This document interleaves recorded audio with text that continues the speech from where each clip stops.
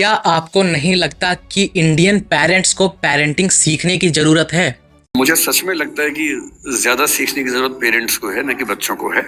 क्योंकि दोस्तों यहाँ पर तो लोगों को ये लगता है कि बच्चा पालना लोगों को अपने आप ही आ जाता है, लेकिन सच्चाई ये है दोस्तों, जिस दिन बच्चा पैदा होता है उस दिन माँ और बाप भी पैदा होते हैं।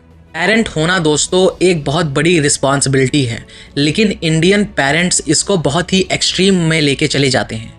जैसे छोटे से छोटे डिसीजन से लेके बड़े से बड़ा डिसीजन वो खुद से लेने लगते हैं।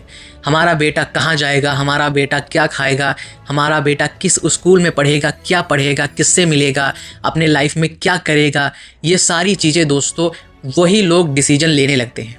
क्यों? क्योंकि वो तुम्हारी चिंता करते हैं, वो तुमसे प्यार करते हैं।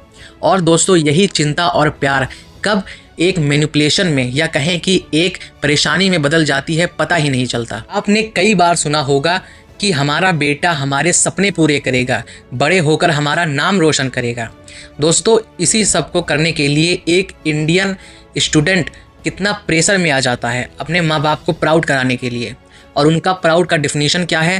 क्लास में टॉप करना, एक अच्छा डॉक्टर या इंजीनियर बनना, लोगों के बीच इंटेलिजेंट होना, यही है उनकी डेफिनेशन प्राउड की। आप शादी कब करेंगे, आप बच्चे कब करेंगे, ये सब चीज़ें दोस्तों वही डिसाइड करेंगे। यानी आपका उनका बच्चा होना एक जॉब के बराबर हो चुका है।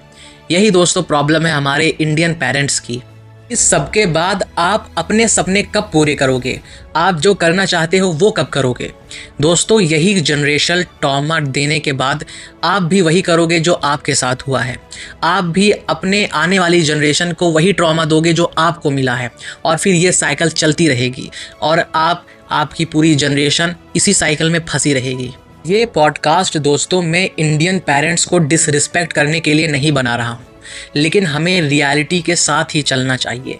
हमें पता है कि हमारे पेरेंट्स हमारे लिए कई सारे सेक्रीफाइस करते हैं और वो हमारे लिए कभी गलत नहीं सोचते, लेकिन हमें दूसरे पहलू पर भी नज़र डालनी चाहिए।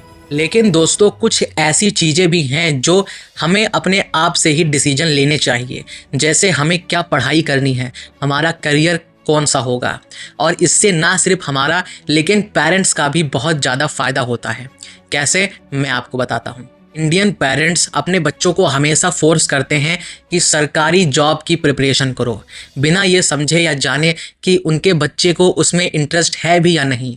वो अगर वो पोस्ट पा भी गया तो उस पर क्या वो खुश रह सकता है दोस्तों? और वैसे भी कई सारे लोग फॉर्म भरते हैं या कहीं प्रिपरेशन करते हैं और ज़्यादातर लोगों का सिलेक्शन नहीं होता है, सिर्फ अपने साल ख़राब करते हैं। एक बच्चा दोस्तों जब स्कूल जाना शुरू करता है तभी से उसके माँ बाप उसके लिए सपना देखना शुरू कर देते हैं कि हमारा बच्चा बड़ा होकर क्या बनेगा, नीट की तैयारी करेगा या आईआईटी की तैयारी करेगा या यूपीएससी को क्लियर करेगा। और इसी सारी चीज़ों की वजह से वो सेक्रीफाइस करना भी शुरू कर देते हैं। फिर वो हमें आगे बताते भी हैं कि हमने तुम्हारे लिए क्या क्या किया। और ये सब हो रहा होता है दोस्तों एक सपने के लिए जो आपने कभी देखा भी नहीं था।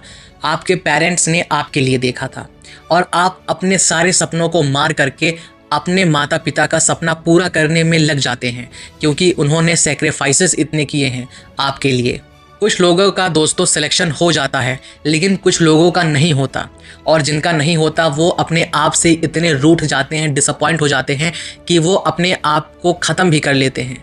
आपने कई सारे सुसाइड के केसेस सुने होंगे कोटा में, कई सारे स्टूडेंट्स के मर्डर या कहें कि आत्महत्या के भी केसेस सुने होंगे। ये सब क्यों हो रहा है? इसका दोस्तों रूट कॉज कहीं ना कहीं यही सब है।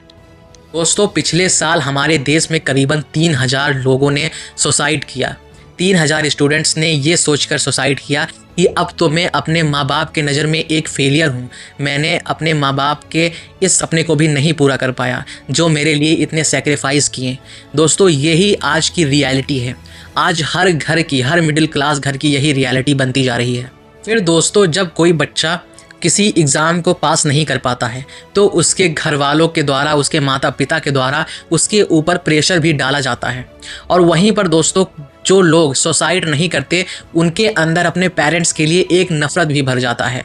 तभी आपने देखा होगा भारत में अपने माँ और पिता से कई सारे लड़कों का रिश्ता अच्छा नहीं है। हमारे देश के अनाथ आश्रय, हमारे देश के जो कहें कि अनाथ आश्रम है वो क्यों भरे हुए हैं? क्या वजहें हैं जो वो भरे हुए हैं, लोगों ने क्यों अपने माता पिता को वहाँ पर छोड़ रखा है। ये वही वजह है दोस्तों जिसकी हम बात कर रहे हैं। और ये भी रियलिटी है दोस्तों कि एक पिता का उसके बच्चे के साथ धीरे धीरे रिलेशन ख़त्म होता जाता है। आपने कई बार ऐसा देखा होगा कि पिता दूसरे कमरे में बैठा हुआ है, बच्चा उनका दूसरे कमरे में बैठा हुआ है, लेकिन साथ नहीं बैठे हुए हैं। और अगर साथ में भी बैठे हुए हैं तो एक बहुत ही सीरियस सिचुएशन है, एक बहुत ही इम्पॉर्टेंट चीज़ पर बात हो रही है। आप अपने पिता के सामने पूरी तरीके से दिल खोल कर बातें नहीं कर सकते हैं, बहुत ही ज़्यादा आप उनके सामने हंस नहीं सकते हैं, या कहें एक बहुत ही सीरियस माहौल बना होता है। क्यों आखिर ऐसा? यही सब वजहें हैं दोस्तों। और ये एक पॉडकास्ट था पेरेंट्स के ऊपर। कहने को तो बहुत कुछ है, लेकिन दोस्तों वीडियो बहुत ही लंबी हो जाएगी, इसीलिए मिलते हैं नेक्स्ट वीडियो में।